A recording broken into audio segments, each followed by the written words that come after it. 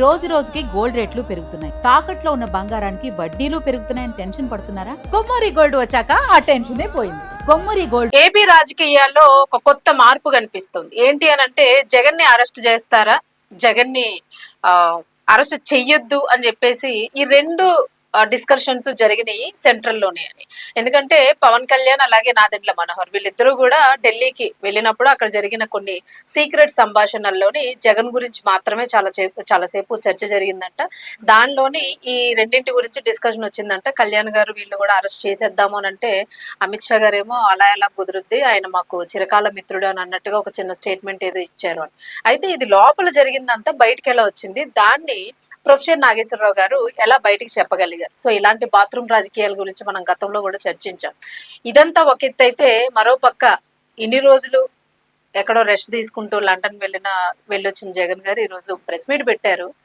ఆ press meet లోన కీలకమైన అంశాలు ఏంటి అని అంటే చంద్రబాబు గారి పరిపాలన ఎట్లా ఉంది, అలాగే కుటుంబంలో జరిగిన హత్యలకు సంబంధించి మొత్తం టీడీపీఏ చేయించింది అని అంటూ కూడా ఆయన దాని గురించి పర్టికులర్ గా ప్రెస్ మీట్ పెట్టారు.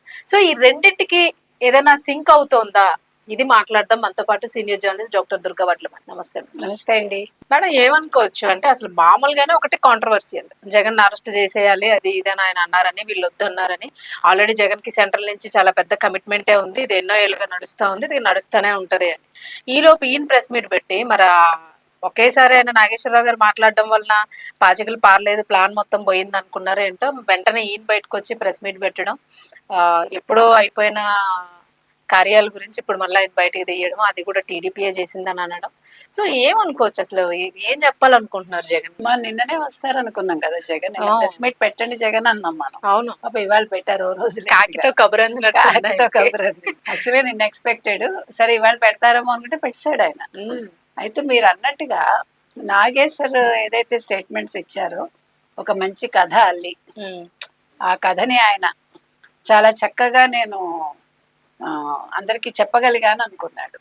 దాని మీద వాళ్ళ సోషల్ మీడియా మొత్తం కోడే కూసింది, చెక్క చిలవలు పలవలు చేర్చి.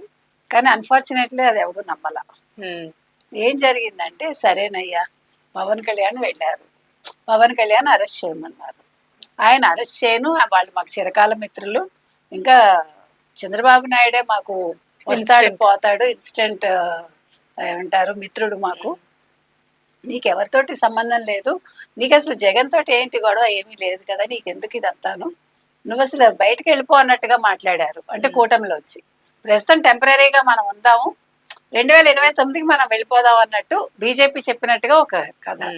అంటే 2029కి జనసేన, బీజేపీ, వైసీపీ మూడు కలుస్తాయి, గుర్తుపెట్టుకోండి.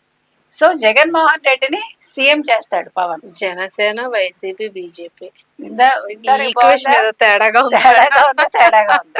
అందులో పవన్ కళ్యాణ్ దగ్గరుండి జగన్మోహన్ రెడ్డిని సీఎం చేస్తాడు. ఇది వాళ్ళ పన్నిన ఒక ఇదనమాట. అయితే ఇక్కడ వీళ్ళు మిస్ అయింది ఏంటంటే, కాపుల ఓట్ల కోసం ఈ గాలం అంతా వేస్తున్నారు ఒకటి. రెండోది, జనసేన, తెలుగుదేశం, బీజేపీ కలిసి ఉంటే 29 కల్లో కూడా వైసీపీ రాదు, 11 సీట్లు కూడా రావు. అందుకని ఎలా విడదీయాలి అని ఒక పెద్ద కథ, చక్కటి కథ అల్లామనుకున్నారు. దాన్ని నాగేశ్వర్ చాలా చక్కగా ఎగ్జిక్యూట్ చేశాడు ఆయన అని అనుకున్నాడు. బాగా డబ్బులు ఇచ్చినట్టున్నారు. అయితే అసలు నిజంగా సిగ్గుచేటండి. అసలు ఒక ఆవిడైతే మాట్లాడింది, అసలు అపర మేధావి ఆయన, ఎంతో రీసెర్చ్ చేసి ఎంతో పరిశోధన చేసి మాట్లాడతాడు వాస్తవాలు కదా. భలే ఉంది కదా. అసలు అందరూ మొత్తం సోషల్ మీడియా, మొత్తం వాళ్ళ సోషల్ మీడియా షేక్ అయిపోయింది. అయితే ఇది ఎక్కడే కూడా వర్కౌట్ అవ్వాల. వెంటనే వాళ్ళు జగన్మోహన్ రెడ్డి వచ్చాడు. వచ్చి ఆయన ఏమన్నాడంటే, నేను మంచివాడిని కాబట్టి మా తాతని, మా తండ్రిని, మా బాబాయిని చంపిన అందరూ కూడా ఇవాళ ప్రశాంతంగా బతుకుతున్నారు, రోడ్ల మీద తిరుగుతున్నారు. మరి అదే నిజమైతే సునీత ఎందుకు, ఆవిడ ఎందుకు అంత గింజుకుని అంత గగ్గోలు పెట్టి అసంతృప్తిగా 5 ఏళ్ళు ముఖ్యమంత్రిగా ఉన్నావు, నీ బాబాయ్ హత్య గురించి నువ్వేమీ మాట్లాడలేదు. పోనీ 5 ఏళ్ళు ముఖ్యమంత్రిగా ఉన్నావు, నీ తాతని ఎవడు చంపాడో వాళ్ళని పట్టుకోవచ్చుగా.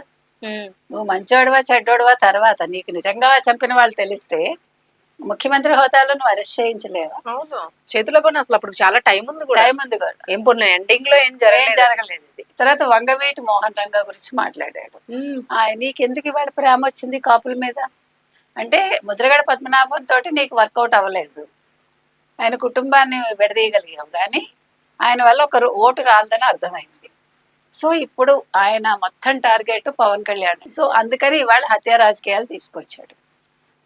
ఇంకో మాట ఏమన్నాడంటే పెట్రోల్ 8 రూపాయలు తగ్గించాలట, పెట్రోల్ మీద 8 రూపాయలు తగ్గించాలి. ఇప్పుడు 3 రూపాయలు పెంచారు, 8 తగ్గించేయాలి. ఎందుకు? ఇప్పుడు జగన్మోహన్ రెడ్డి అందరూ ఏమడుగుతున్నారంటే ఒకసారి కొడాలి నాని అంతకుముందు మాట్లాడిన వీడియో రివైండ్ చేసుకుని విను.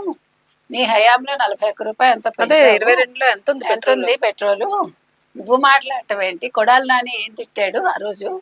ఏమన్నాడు? మీకు బుద్ధి ఉందా చంద్రబాబు వాళ్ళని? పెట్రోల్ డీజిల్ రేట్లు ఎవరు పెంచుతారు? కేంద్రం కదా పెంచుతుంది, మీరు కేంద్రాన్ని నిలదీయండి అన్నాడు. మరి ఇవాళ మీరు పెట్రోల్ డీజిల్ మీద ఒక చిన్న ధర్నా లాగా చేసేసి ఒక బ్యానర్స్ పట్టుకుని దాని మీద చంద్రబాబు లోకేష్ మొహాలు ఎందుకు పెట్టారు? మీరు కేంద్ర మంత్రి ఫోటోను, మోదీ ఫోటో, అమిత్ షా ఫోటోలు పెట్టాలి కదా. మీరు ఎవరిని తిట్టాలి? మీకు తిట్టే దమ్ము ధైర్యం లేదు. పెంచింది కేంద్రం కదా, కేంద్రం కదా, వీళ్ళకే తిట్టే దమ్ము ధైర్యం లేదు. ఇప్పుడు జగన్మోహన్ రెడ్డిని ఏం అడుగుతున్నారంటే నీ మొత్తం చెహరా తొలగించు, నీకు ధైర్యం ఉంటే, దమ్ము ఉంటే సరే నేను బీజేపీతో పొత్తులోకి వెళ్తాను అని చెప్పు. లేదు దమ్ముంటే అసలు బీజేపీతో నాకు సంబంధం లేదని చెప్పు. ఈ రెండు చేయకుండా నేను బీజేపీతో ఉన్నానని నీకు నువ్వే కితాబ్ ఇచ్చేసుకుంటూ, నీకు నువ్వే ఎండోర్స్ చేసేసుకుంటూ ఇవాళ కూటమిని నువ్వు కన్ఫ్యూజ్ చేయడానికి ప్రయత్నించకు. కూటమి వాళ్ళు క్లారిటీతో ఉన్నారు, బీజేపీ కావచ్చు, తెలుగుదేశం కావచ్చు, వైసీపీ కావచ్చు. కానీ నువ్వెందుకు తొందరపడిపోతున్నావు? నువ్వెందుకు ఆత్రపడిపోతున్నావు? అసలు ఇవాళ ఎందుకు ప్రెస్ మీట్ పెట్టావు? ఇవాళ అసలు ఇది సజ్జల స్క్రిప్టా కాదా నిన్నటిది అంటే ప్రొఫెసర్ నాగేశ్వర్ ఇవాళ ప్రెస్ మీట్ అయితే సజ్జలది లాగా లేదు. ఇవాళ కొంచెం సొంతంగా మాట్లాడాడు కూడా, అవును, చాలా ఆశ్చర్యంగా. సో మొత్తం మీద వీళ్ళ టార్గెట్ ఏంటంటే కాపుల మీద దృష్టి పెట్టారు, పవన్ కళ్యాణ్ మీద దృష్టి పెట్టారు. పైగా వాళ్ళ సోషల్ మీడియాకి సంబంధించిన ఒక ఆవిడ అంటుంది, అంటే వాళ్ళ పేటిఎం, అసలు పెద్ద గొడవలు ఏమున్నాయి పవన్ కళ్యాణ్కిను జగన్మోహన్ రెడ్డికి మధ్య? జగన్ ఏమన్నాడు? ఆయన 3 భార్యల గురించి 3 పెళ్లిళ్ళ గురించి మాట్లాడాడు అంతే. పవన్ ఏం పెద్దగా ఏం మాట్లాడాడు? ఏం మాట్లాడలేదు అంటే వాళ్ళిద్దరు దోస్తానా? దోస్తాను. అయితే లోపు మన రోజక్క గారు దిగుతారు మేడం అక్కడ తప్ప. ఇంకా ఏం రోజా ఉందా లేదా? ఆవిడ కదా కాదు, రోజా ఉందా లేదా పార్టీలో? ఆవిడ తమిళ రాజకీయాల్లోకి వెళ్ళిపోయిందని జనాలు తీసుకున్నాడు. డిఎంకే వాళ్ళు తంతారు ఇప్పుడు, టీవీకే వాళ్ళు ముందే వార్నింగ్ ఇచ్చారు. ఇంకెక్కడికి వెళ్తుంది ఆవిడ? ఇంకా మళ్ళీ వైసీపీ ఏమో మరి. కాబట్టి కానీ ఇలాంటి వచ్చినట్టు ఇప్పుడు వస్తుంది. పవన్ కళ్యాణ్ గురించి వస్తే పక్కగా ఆవిడ ఉండాలి మరి. ఎందుకనో నేను అడుగుతున్నది అది. సిగ్గుందా మీకు అసలు? వడదెబ్బ వాళ్ళ భార్యల గురించి నిజంగా మాట్లాడి, ఆయన పెళ్లిళ్ళ గురించి నిజంగా మాట్లాడి, ఈ రోజు ఆయన కూతుళ్ళ గురించి నిజంగా మాట్లాడి, పోసాని చేత మాట్లాడేసి మీరేం మాట్లాడారు? సిగ్గులేదా మీకు అసలు? అంటే మీకు ఓట్లు కావాల్సి వచ్చేసరికి రేపొద్దున షర్మిలతో కూడా కలుస్తారు. నేను చెప్తున్నా, జగన్మోహన్ రెడ్డి అవసరం అయితే షర్మిల్ని బతిమాలుకుని ఇంటికెళ్ళి క్షమించమని అడిగి మరి షర్మిలతో కలుస్తాడని నా సందేహం. ఆవిడ కలదని నేను అనుకున్నా. ఆవిడ కలవదు, కొద్దిగా ఖచ్చితంగా ఆవిడ కలవదు. సిగ్గు అవి మా మీడియా భాషలో మేము వాడకూడదు, కానీ అవి ఏమైనా ఉంటే ఆవిడైతే కలవరని ఆవిడకు ఉన్నాయని నేను అనుకుంటున్నాను.